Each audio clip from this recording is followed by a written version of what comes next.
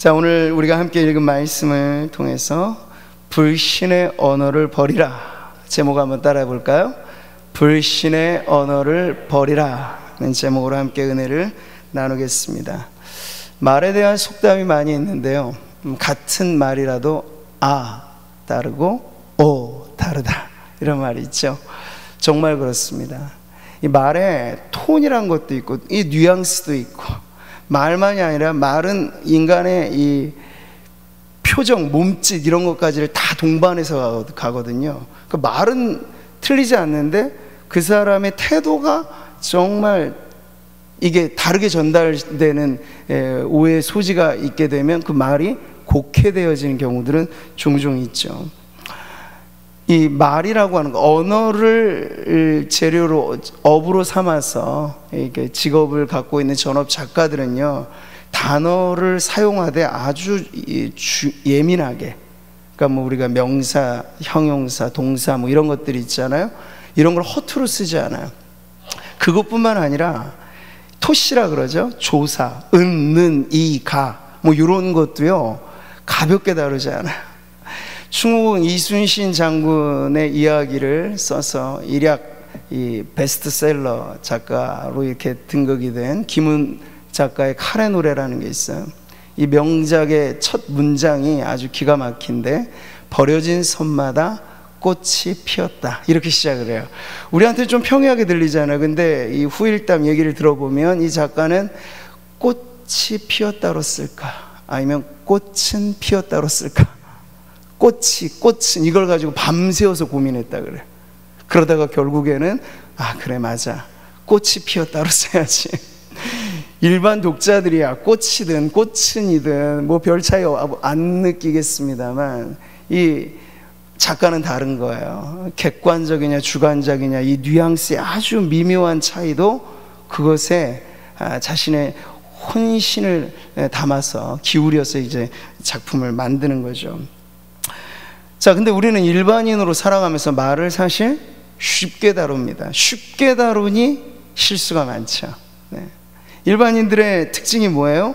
우리는 문어보다는 구어에 익숙하잖아요.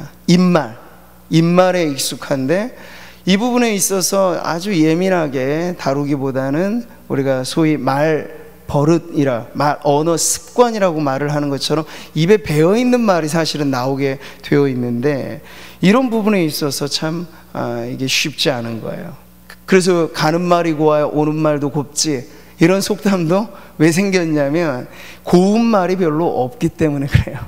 주고받는 말들이 일단 가는 말이 곱지 않으니까 오는 말도 당연히 부메랑으로 곱지 않은 말들이 막 나오는 거죠. 대부분의, 그래서 인간관계 속에 사고는 뭘로 터집니까? 그 말 때문에 사고가 터지는 거예요. 요즘에 보십시오. 입말은 아니지만 SNS라고 하는 익명의 가상의 공간에서 댓글 엄청나잖아요. 사람을 죽이는 말들이 거기에 다 있어요. 칼만 들지 않았지 거의 폭력적이고 살인적인 언어들이 익명이라고 하는 가면을 쓰고 있으니까, 가상의 공간이라고 하는 피상적인 공간에 들어가 있으니까 막 말하는 게 나오는 거예요. 그러니까 우리가 되도록이면 신문 뉴스를 봐도 저는 댓글은 안 보려고 애를 써요. 봐서 백회무익하거든요. 근데도 봐줘요. 희한한 게 자극적이고 좋지 않은 말들에 사람들은 시선이 가고 자꾸만 이거 남 얘기하는 거 안 좋은 거 알면서도 남 얘기가 그렇게 재밌거든요. 귀가 막 기울여지고 눈이 가고 그러는 거야. 근데 그것 때문에 누군가 죽는 줄도 모르고 말이죠. 그러니까 언어라는 게 잘못 사용되어지면 아주 무서운 살인 무기가 될 수 있다라는 것까지를 우리가 요즘의 세상에서 보고 있어요. 초대 예루살렘 교회의 수장격이었던 야고보 있죠. 이 야고보는 별명이 두 가지였어요. 하나는 낙타무릎, 하도 기도를 많이 해서 무릎이 낙타의 무릎처럼 굳어졌다, 이래서 생긴 별명. 또 그 야고보의 성품과 삶이 너무나 경건하고 의로워서 사람들이 그에게 붙여준 별명이 오블리아스라는 별명인데, 이게 뭐냐면 의인이라는 뜻이에요.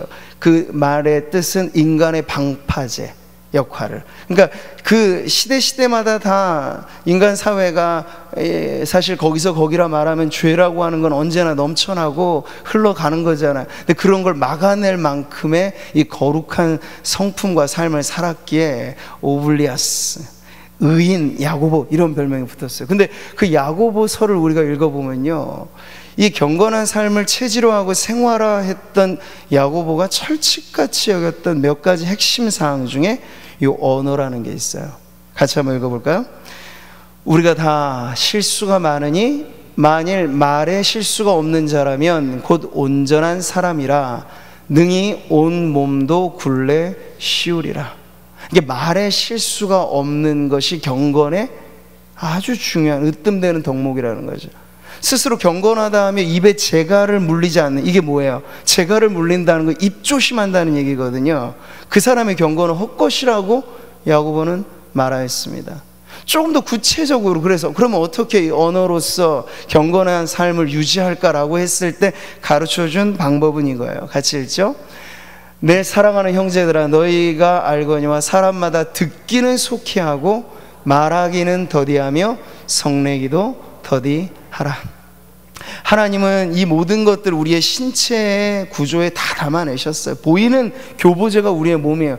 귀는 두 개고 눈도 두 개인데 입은 하나예요. 듣기는 많이 하고 말하는 건 적게 해라. 듣는 거에 아주 신중한 만큼 말하는 건 더 조심해라. 이게 우리의 신체의 구조를 통해서도 하나님께서 가르쳐 주신 거예요. 자, 오늘 우리는 이스라엘 민족의 역사 가운데 그런데 말로써 일어난 참극을 지금 보게 됩니다.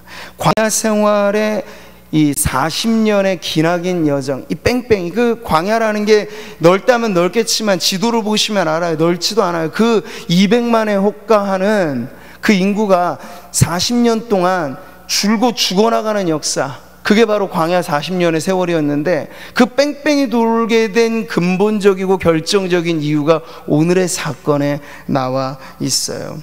우리가 13장의 마지막과 14장의 첫 부분을 읽었는데 이게 다 하룻밤새 일어난 이 사건이에요. 연결되어져 있는 거죠. 근데 14장의 장면을 보니까 거기 밤새도록 방성대곡하는 회중의 모습이 등장하죠.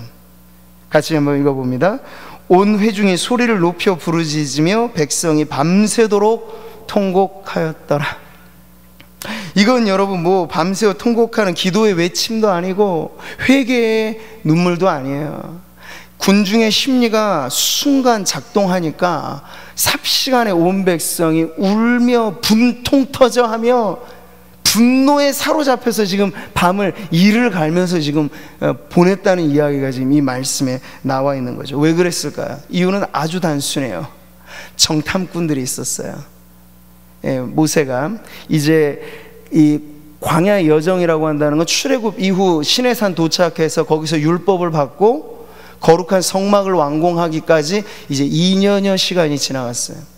민수기의 특징은 이 길고 긴 광야 백성들이, 민수기의 히브리 책 제목은 광야에서예요. 광야에서. 그러니까 광야에 있었던 사건인데 중간에 38년의 방황은 사실은 쏙 빼놔요. 민수기의 특징은 주요한 건 어떠한 경로로 이들이 약속의 땅을 코앞에 두는 가데스 바네아까지 이르러서 어떠한 이유로 40년 동안 뺑뺑이 돌게 되었는가, 그 결정적인 사건까지를 보여주고, 그 다음에는 이제 죽을 사람 다 죽고 정리될 것 다 정리된 다음에 2세대, 출애굽 2세대, 가나안 땅에 직접 들어갈 이 다음 세대가 준비된 이후의 이야기가 나와요. 그러니까 이 38년을 아예 지워버렸어요. 뭔가 잃어버린 38년인 거죠, 이스라엘 백성들에게. 그때 별 일이 없었단 얘기예요. 하나님의 계시도 없었고 그냥 단순한 일들이 반복인데 그게 이스라엘 백성들에게 불평하고 낙담하고 악평했던 1세대 사람들이 다 죽어가는 세월이 그 38년, 도합 40년의 세월이 그랬다는 걸 이 광야 이야기를 담고 있는 민수기의 이 내용상의 분량이 가르쳐주는 부분이기도 해요. 근데 오늘 우리가 지금 읽은 건 바로 그렇게 칠흑 같은 광야의 어둠에 그들이 들어가게 된 결정적인 사유를 보여주는데, 그게 바로 정탐꾼들의 말 때문이었다. 말 때문에. 그게 무슨 말일까요, 여러분? 우리가 오늘날 여론이라고 하는 걸 말합니다. 민의라고도 하죠. 이 백성들, 이 국민들의 심중의 뜻, 이게 이제 여론에 담겨져 있다 이야기를 하는데, 보통 여론은 시작은 아주 작은 말의 씨앗에서부터 시작을 합니다. 그게 눈덩이처럼 불어나고 나중엔 태산같이 쌓여서 이 여론이라고 하는 걸 만들어가는 거예요. 근데 여론 자체는요, 대중의 심리죠. 군중의 상태입니다. 그래서 여러분, 예전에는 우리가 몇몇 안 되는 신문, 방송, 이것이 스스로 국가도 그랬고 스스로 자기 검열을 하면서 정론을 쓰려고 애를 많이 썼어요. 예전에 신문이라든지 방송 매체는. 그래서 서로 검열을 하면서 잘못된 건 잘못됐다고 얘기하고. 근데 여러분, 오늘날의 시대는 틀리죠. 이제 정보를 만들어내는 주체, 정보를 전달하는 주체가 방송사가 아니에요. 신문사가 아니에요. 한 사람이라도 그걸 만들어낼 수 있어요. 이걸 1인 미디어 시대라고 하죠. 그러다 보니 정보의 양은 기하급수적으로 늘어납니다. 근데 홍수 때 마실 물 구하기 없다는 현상을 우리가 꼭 경험하고 있는 거예요. 정보는 얼마든지 지금 많은지 뭐, 그런데 거기서 생산성 있고 진짜 가치 있는 정보, 그게 오히려 더 줄어들고 있는 기이한 현상을 보게 되는 거죠. 그래서 우리는 정보라고 이제 다 취급하면 안 되고, 이 정보의 신빙성의 여부를 아주 꼼꼼히 따져보아야 되는 거예요. 그러니까 저는 이 세상 돌아가는 일을 이렇게 스킵하듯 보면서도 뭐 포털 사이트에 나오는 아주 자극적이고 즉흥적인 기사만 아니라 일간지를 두루 보는 편이에요. 근데 서로 이 논조가 다른 일간지를 비교해 보면서, 이 사건에 대해 이 여론이란 무엇인가, 언론이란 어떤 것인가 보면서 되도록이면 이 사건이 가지고 있는 진실, 그리고 기독교인으로서 이걸 어떻게 바라봐야 되는가, 그걸 아주 냉철하게 보려고 애를 많이 쓰는 편입니다. 근데 앞으로는 이게 점점 더 쉬워지지 않는 시대예요. 왜냐하면 AI라고 하는 첨단 지능이 만들어지고, 지금 여러분 이런 말 들어보셨는지 몰라요. 딥페이크라고 하는 단어가 있어요. 완전히 진짜 같은 가짜를 만들어요, AI가. 그러니까 영상으로 우리는 보통 보잖아요. 보통 정보들은 다 2차원 평면으로 보는 건데, 거기서 보는 사람이 일국의 어떤 대통령이 나와서 담화를 해요. 그럼 나중에 알고 봤더니 그 AI가 만든 가짜 영상인 거예요. 근데 도무지 식별해낼 재간이 없어요. 근데 앞으로 그렇게 되면 가짜 뉴스라고 하는 건 더 본물처럼 나오고, 그 속에서 진의를 가려낸다는 건 너무나 힘든 시대로 지금 더 접어들고 있다는 거죠. 저는 이런 현상들을 보면서 인간의 죄 문제가 해결되지 않은 상태에서 기술만 발달한다, 문명만 발달한다, 그거는 옛날 바베탈 사건의 재현과 전혀 다를 게 없는 거예요. 그게 인류의 복이 되는 것보다도 오히려 재앙이 되는 경우가 많다는 것을 보게 되는 거죠. 자, 이런 언론과 여론의 관계, 언론을 통해 여론이 형성되어지는 이러한 불편한 관계가 오늘날에만 있는 문제가 아니라 인류가 존재해왔던 모든 역사 속에 있어요. 지금 우리가 보는 민수기의 이 사건도 결국 그 관계예요. 여론이 있었고, 그 여론에 따라 언론이 있었고, 언론에 따라 여론이 어떻게 형성되는가를 지금 우리가 보고 있는 거죠. 여기서 언론이라고 하는 건 뭘까요? 지금 13장에 나오는 정탐꾼들의 보고, 이게 그 언론이라고 할 수 있겠어요. 여기 보면 12지파별로 한 명씩 지휘관을 차출해서 12정탐꾼을 구성했습니다. 한 사람이 아니죠. 복수, 다수로 그들을 파견했어요. 그래서 이제 우리가 들어갈 약속의 땅을 잘 관찰하고 와라. 그래서 사건 그대로의 현장 보도를 요구하는 정탐꾼들의 사명을 준 거죠. 이방인들의 전력을 보고, 지형을 보고, 거주의 형태를 보고, 토지와 산림의 상태를 보고, 할 수 있으면 샘플로 과일실을 하나 가져와 봐라, 이렇게 요구한 이 모세의 명을 따라서 그들이 40일간 정탐 여행을 하고 지금 돌아온 상태입니다. 그래서 이들은 현장을 보았던 사람들이야. 현장에 파견된 기자들 같이 똑똑히 그들이 관찰하고 왔어요. 그래서 그들이 지금 전해주는 건 그 당시로서는 아주 공식적인, 아주 객관적으로 느껴지는 그러한 언론의 보도라고 보여주는 거죠. 여러분, 이런 말이 있어요. 역사는 사실을 담고 문학은 진실을 담는다. 그래서 사실과 진실의 그 차이를 아주 미묘하게 보여주는 거죠. 사실, 그것은 있는 그대로의 모습이에요. 지금 일어나고 있는 일 그 자체예요. 근데 여기서 진실이란 뭘까요? 사전의 뜻은 거짓이 없는 사실을 진실이라 그래요. 그러니까 그 사건, 사실 안에서 진실을 파헤친다, 우리가 이런 말을 할 때, 진실을 가리지 않는다 이런 말을 할 때는 그 안에, 사건 안에 담겨져 있는 진정한 어떤 원인, 이유, 그리고 그 사건이 주변의 환경과 어떠한 역학관계가 있는지까지를 다 살펴서 그 문제를 보는 거죠. 그러니까 여러분 보면 사진 한 장만 하더라도 진실을 말해주는 사진이 있고 사실만 보여주는 사진이 있어요. 전쟁에서 어떤 이 포로가 잡혀져 있는 상황의 사진이 있다고 쳐보세요. 근데 그 사진이 한 장 전체를 보여주는 게 아니라 이 언론사의 입장에 따라서 그 중에 한 부분만 보여줘. 근데 그 부분은 뭐냐면 아군이 적군에게 물을 마셔주는 장면이에요. 그러니 이 아군들의 입장에서 국민들은, 야, 우리가 이렇게 전쟁 포로에 대해서도 이렇게 선의를 베풀고 있다 라는 걸 알게 되죠. 근데 그 사진의 전면이 아니에요.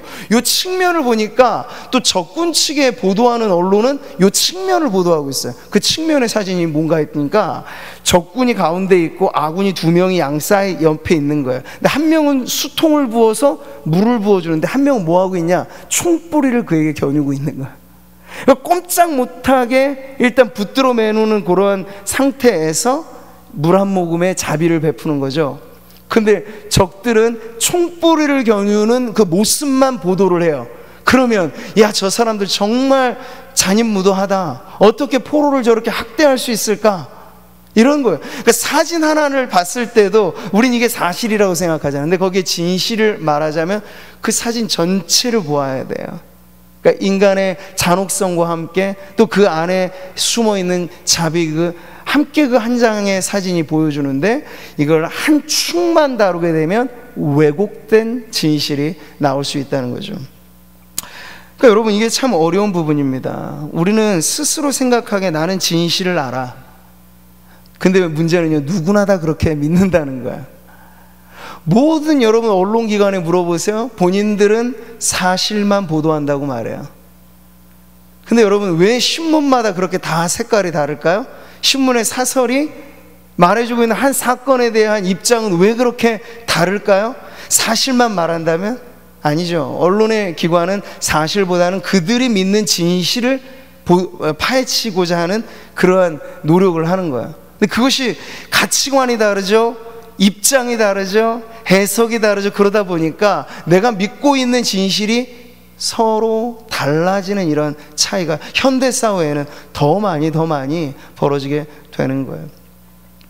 어제 오늘만 지나가면서도 우리가 지금 끔찍한 사건을 대합니다.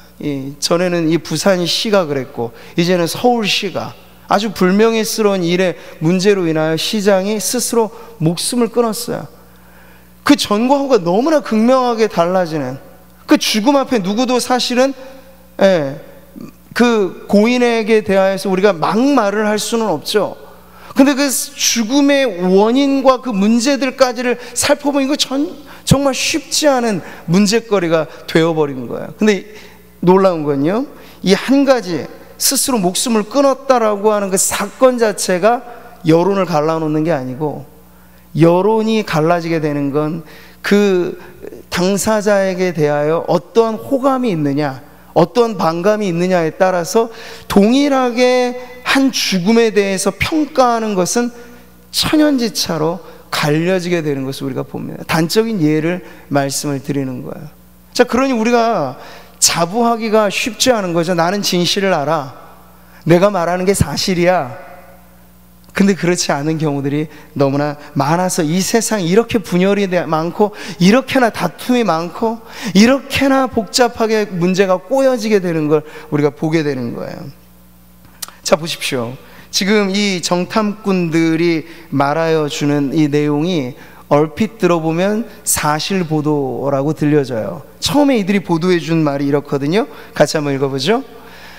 당신이 우리를 보낸 땅에 간즉 과연 그 땅에 젖과 꿀이 흐르는데 이것은 그 땅의 과일이니이다. 그러나 그 땅 거주민은 강하고 성읍은 견고하고 힘이 클 뿐 아니라 거기서 아낙 자손을 보았으며 아말렉인은 남방 땅에 거주하고 헷인과 여부스인과 아모리인은 산지에 거주하고 가나안인은 해변과 요단가에 거주하더이다. 모세가 정해준 몇몇 중요한 평가 기준을 가지고 이들이 지금 보도했다는 건 맞아요. 사실의 내용이 많아요. 그런데 꼼꼼히 우리가 이 기사, 이게 만약 기사라고 한다면 이 지문 기사를 그냥 흘려보고 읽어서는 안 돼요.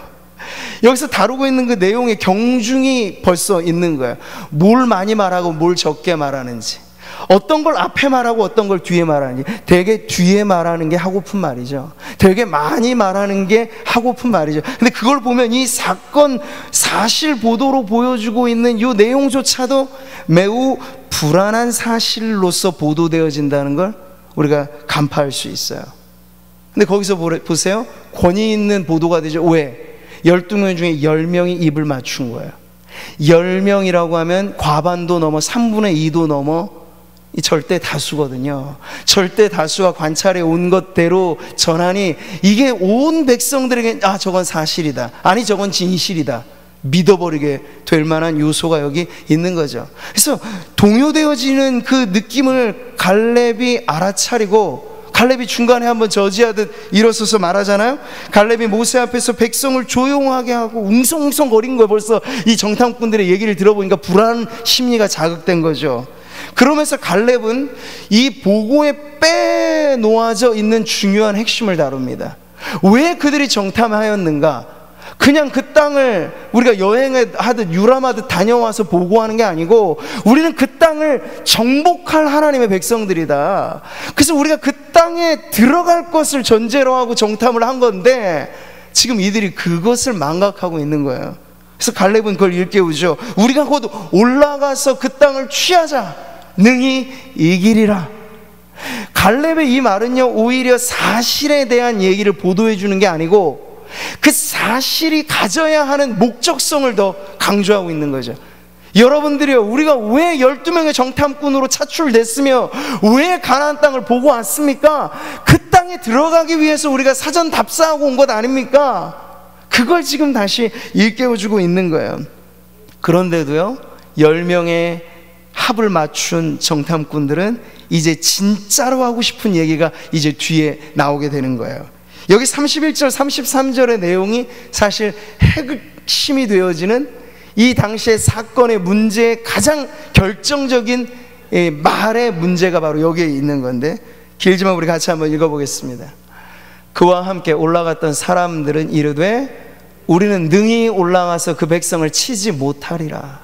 그들은 우리보다 강하니라 하고 이스라엘 자손 앞에서 그 정탐한 땅을 악평하여 이르되 우리가 두루 다니며 정탐한 땅은 그 거주민을 삼키는 땅이요 거기서 본 모든 백성은 신장이 장대한 자들이며 거기서 네피림의 후손인 아낙 자손의 거인들을 보았나니 우리는 스스로 보기에도 메뚜기 같으니 그들이 보기에도 그와 같았을 것이니라. 여기서 사실 이제 완전히 백성들이 광분의 도가니로 만드는, 말하자면 불난집에 부채질을 하고 하다못해 기름을 끼얹어 버리는 말이 지금 나와버린 거예요. 여기 보세요. 여기는 앞에 말했던 사실에 대한 보도는 온데간데 없어요. 그들이 평가하고 그들이 느끼고 그들이 그렇게 믿어버린 내용들, 온갖 그들은 진실이라고 생각했던 그들만의 진실을 지금 이야기하는 건데, 그러다 보니 여러분 어때요? 다 돌변해버리죠. 약속의 땅은 무엇으로 바뀝니까? 그 거민을 삼켜버리는 저주의 땅이 돼버리게 되는 거예요. 삽시간에 벌어지는 거죠. 가나안 정복, 그 전까지만 해도 우리는 할 수 있어, 하면 돼, 이런 것이었거든요. 근데 이들의 이 말 몇 마디가 우리는 할 수 없어, 무슨 말이야, 우리는 싸워보기도 전에 이미 진 게임이야, 이렇게 지금 백성들의 길을 죽여놓은 거예요. 할 수 없다, 해봤자다, 이건 불가능한 미션이다, 미션 임파서블이다, 이렇게 지금 만들어버린 거죠. 12명 중에 10명이 이렇게 말해서 신빙성이 더해진 거예요. 다수가 말했으니. 언제나 우리는 심적으로 다수는 옳다고 생각하거든요. 민주주의의 제1 법칙도 다수결의 법칙이잖아요. 문제 해결을 원만하게 하기 위한 방법이지 그게 진리라는 건 아닌데, 우리는 다수가 진리라고 하는 잘못된 편견을 가질 수도 있어요. 그래서 지금 이 가데스 바네아에서 들어가자면 얼마 안 있어 약속의 땅 정복을 코앞에 둔 상태에서 이제 40년의 유랑 세월이 시작되게 된 거예요. 그 다수의 보도로 인해서 말이죠. 여러분, 여기서 우리는 문제를 보게 되는 거예요. 무슨 문제입니까? 불신의 말이 얼마나 파괴력이 큰가 하는 것을 보게 되는 거죠. 이 불신의 말 때문에 민심이 동요됐고, 불신의 말 때문에 분노에 들끓어버리는 이런 광분에 휩싸이게 되는 것을 우리가 보게 되는 거죠. 이 지휘관들은 나름 똑똑한 사람들이고 지파를 대표하는 사람들이었기 때문에 다 자격이 있어서 여기 있어요. 근데 그들 나름대로도 처음에 보도를 들어보면 나름의 객관성이라 생각해서 이야기를 했겠죠. 그리고 그들 딴에는 이것은 승산 없는 싸움이다, 이거 우리 백성들을 위하는 길이 아닐 거야, 싸우면 우리 처자들도 죽을 거고 다 피비린내 나는 이 고통 속에 죽어갈 게 뻔한데 이거 그대로 감춘다면 우리는 진실을 왜곡하는 거지. 아마 이들의 그 나름대로의 애족 마음도 있었던 것 같아요. 근데 한 가지 결정적인 게 이들의 말에는 빠져 있어요. 그래서 불신의 말이라고 하는 건데, 이들 안에는 정작 가장 중요하게 있어야 될 하나가 빠져 있죠. 무엇이 빠져 있습니까? 하나님이 안중에도 없는 거예요. 이들의 보도에 하나님이 없어요. 이들의 보도에 하나님이 없다고요. 여러분, 하나님의 백성으로서 지금 이스라엘 백성이 있는 거예요. 그냥 이방의 중단 잡족이 아니에요. 선택하고 하나님께서 뽑아내시고, 출애굽 이후 2년 동안 그래서 시내산에서 율법도 주시고 성막도 짓게 하셔서 이제 약속의 땅까지 들어갈 준비 차비를 잘 시켜놓은 하나님의 백성들이라고요. 근데 이들이 하나님의 백성을 대표하여 나갔음에도 불구하고 이들의 언사에, 이들의 말에 하나님이 안 계세요. 믿음의 말이 빠져버린 거죠. 사랑하는 성도 여러분, 하나님의 백성들은 누구입니까? 라고 묻는다면 저는 이렇게 답하고 싶어요. 하나님의 백성들은 말 한마디도 코람데오, 하나님의 목전에서 하는 사람들이다. 이것이 하나님의 백성을 구별짓는 아주 중요한 내용이죠. 예수님 말씀하셨어요. 같이 한번 읽어볼까요? 내가 너희에게 이르노니 사람이 무슨 무익한 말을 하든지 심판날에 이에 대하여 신문을 받으리니 내 말로 의롭다함을 받고 내 말로 정죄함을 받으리라. 무익한 말조차도 우리가 하나님 앞에 서게 될 때 이 말들이 주마등처럼 스쳐 지나가 우리의 인생의 역사가 이제 좋은 것만 보여질까? 아니, 하나님은 정확하게 계산을 하실, 그게 심판의 의미예요. 물론 우리가 예수 믿으니 영원한 지옥 형벌에 들어가지는 않죠. 그러나 해와 달의 영광이 다르듯 상급의 차이가 있다고 천국에 대하여 주님은 말씀은 가르쳐주고 있잖아요. 그 상급의 차이를 결정짓는 여러 가지 많은 평가 지표 중에 주님은 우리가 살아가면서 하나님의 백성으로서 구별된 삶을 살아갈 때 입에 담겨져 있는 이 말 한마디도 어떻게 하였는가를 정확하게 계수하는 분으로 지금 말씀하고 있는 거죠. 하나님의 백성은 말 한마디의 중요성을 아는 사람입니다. 오늘 다시 우리가 안타까운 건 이거예요. 차출하여 나온 이 지휘관들 말이죠. 어깨에 무거운 사명을 지고 나름 똑똑하고 나름 그 지파를 대표할 만한 사람들이라고 뽑았던 이 막중한 책임을 진 사람들이 친정 가장 결정적인 40일 동안 고생했어요. 정탐은 목숨을 걸고 한 일이잖아요. 그래서 그 값어치 있는 보고를 할 때 그들이 하나님을 잊지 않았더라면, 그들이 눈에 보았던 장대한 신장의 거인족을 보았든, 아니면 곳곳에 요새화되어져 있는 그 철옹성들을 보았든, 어떠한 불리하게 여겨진 것이 그들의 눈에 보였다 할지라도 하나님이 그들의 안중에 있었다면 그건 전혀 다르게 평가될 문제였거든요. 우리가 다음 시간에 그걸 볼 거예요. 믿음의 언어를 채우라 후속편으로 다음 주에는 그 부분을 볼 건데, 오늘은 그걸 다루기 전에 우리 안에 먼저 있을 수 있는 이 불신의 언어가 삭제되어야 믿음의 언어가 들어올 때 혼잡해지지 않잖아요. 근데 여기서 지금 우리는 딱 갈려지는 걸 보는 거야. 10명의 정탐꾼들, 그들은 다수였고 똑바르게 얘기한 것 같지만 신앙의 눈으로 보니 그들의 말은 일일이 족족 다 불신의 언어들밖에 없었다는 걸 보게 되는 거죠. 하나님이 빠지고 믿음이 빠지고 소망이 빠지니 남아있는 게 없어요. 아마 그들은 나름대로 현황 파악을 잘했고 상황 분석을 잘했고 미래 예측까지 잘했고 세상 사람들이 하듯이 그렇게 다 잘했다고 생각하겠죠. 근데 거기에 하나님이 빠지니까 그냥 인간적인 보고서가 되는 거예요. 메가리가 없는 인간적인 보고서, 희망을 찾아볼 수 없는 인간적인 보고서. 여러분 지금 보세요. 코로나가 터지고 나서 미래에 대한 예측은 다 우울한 단조예요. 어느 것 하나 희망적인 보고가 사실 없습니다. 왜? 인간이 생각하면 이건 절망이거든요. 절망 이상의 어떤 것을 지금 생각해낼 재간이 없어요. 하나님이 빠져 있으니 그건 당연한 결과일 수밖에 없죠. 사랑하는 성도 여러분, 그 결과가 무엇입니까? 참혹했죠. 밤새도록 백성들이 울며 불며 아우성치게 만든 결과. 공든탑이 무너지는 건 하루아침이라고도 하잖아요.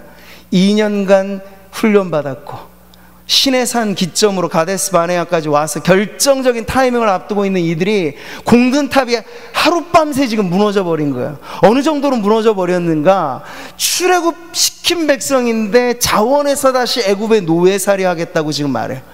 못에 제끼고 지휘관 새로 한 명 세워서 우리가 그대로 go back, 돌아가자. 어디로? 애굽으로. 애굽이 어딘데요? 노예살이 했던 그곳으로 가자. 지금 문제가 이만저만 아니게 터져버린 거야. 왜요? 우리가 앞으로 가야 될 방향이 그들에겐 꽉 막히게 느껴진 거거든요. 안 된다, 못 간다 해도 안 된다. 그래 버리니까 퇴로를 찾는 거죠.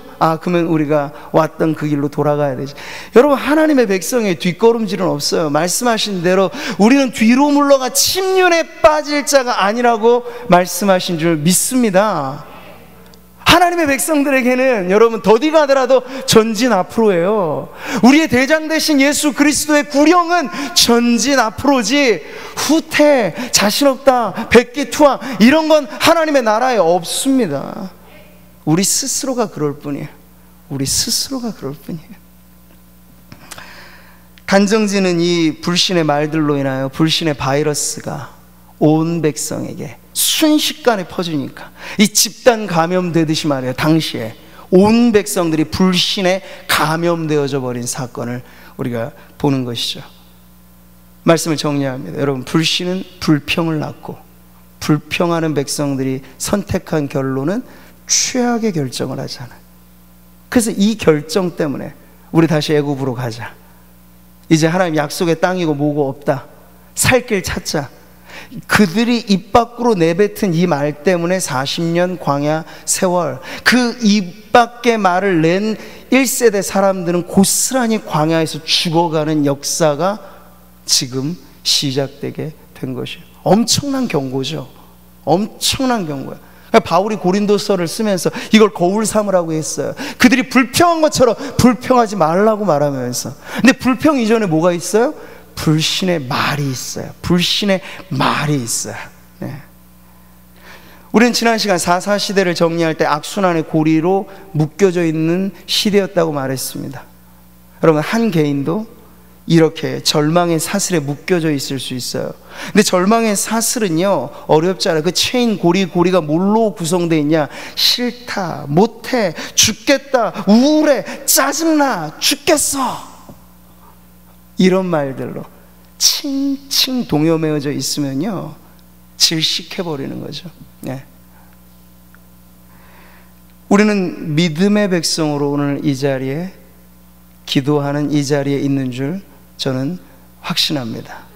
그럼 믿음의 백성은 마음과 생각, 그리고 이 말이라고 하는 그릇에 불신의 말이 아닌 믿음의 언어를 담아야 하는 줄 믿습니다. 근데 우리 안에 세상이 주는 영향이 그러하다 보니 여러분, 많이 들은 것에 귀 기울이게 돼요. 사실 아닌 루머도 한 사람 말하고 세 사람 말하고 10사람 말하면 산 사람도 죽게 만들고 죽은 사람도 살아나게 만드는 게 세상의 소리 소문이라는 거죠. 근데 우리는 그렇게 세상에서 정리되어지지 않은, 정돈되어지지 않은 수많은 정보들의 홍수 속에 지금 허우적거리고 있어요. 게다가 세상의 특징은 명확하잖아요. 불신의 특징이 있어요. 어느 것 하나 하나님의 안중에 없잖아요. 코로나 문제가 터져도 불신 세상에 하나님을 찾습니까? 안 찾아요. 하나님을 찾는 백성들을 뭐라고 하면 했지. 이게 불신 세상의 특징이에요. 그러니까 세상에는 근본적인 해결책이 없다는 걸 우리는 너무 잘 알아요. 근데 세상에 고스란히 빠져서 일주일 내내 듣는 게 세상 뉴스거리밖에 없고, 말씀이 우리 안에 차들어와서 불신을 몰아내고 믿음이 우리 안에 넘쳐나도록 해야 되는데, 그게 안 되면요, 일주일에 한 번 예배드리고 일주일에 몇 번 이렇게 나오는 것만으로 이 불신의 독소가 디톡스가 안 된다는 거야. 해결이 안 된다는 거야. 그래서 여러분, 오늘 이 말씀은 우리로 하여금 믿음의 백성으로 산다는 건 아주 구체적인 차이인데, 생각하는 것이나 말하는 것에 있어서 불신의 언어들을 제하고, 오늘 성경이 이렇게 말씀하셔요. 같이 한번 읽겠습니다. 기록된 바 내가 믿었으므로 말하였다 한 것 같이 우리가 같은 믿음의 마음을 가졌으니 우리도 믿었으므로 또한 말하노라. 그냥 말하는 게 아니죠. 믿음으로 말한다. 따라해 보겠습니다. 하나님의 백성들은 믿음으로 말합니다. 내 생각대로 말합니다가 아니에요. 세상이 말하든 말합니다가 아니라 믿음으로 말합니다. 그 믿음의 출처는 어디예요? 하나님의 말씀에 있는 것이죠. 오늘 우리가 그렇게 살아갈 때 세상이 어떠하든지 하나님의 백성은 오직 앞으로 하나님이 이끌어 주시는 가나안 복지는 우리의 영원한 소망의 상징이잖아요. 그리로 나아가는 이 길에 광야라고 하는 그 절망의 세월이 굳이 있지 않아도 되는데, 그게 있게 되어지는 이 문제를 우리 안에 제하고 불신의 언어를 제하고 하나님 앞에 믿음의 백성된 삶답게 그렇게 우리 안에 생각하는 것이나 말하는 것을 믿음으로 채워가는 우리 모든 성도님들 되시기를 주님의 이름으로 축복합니다.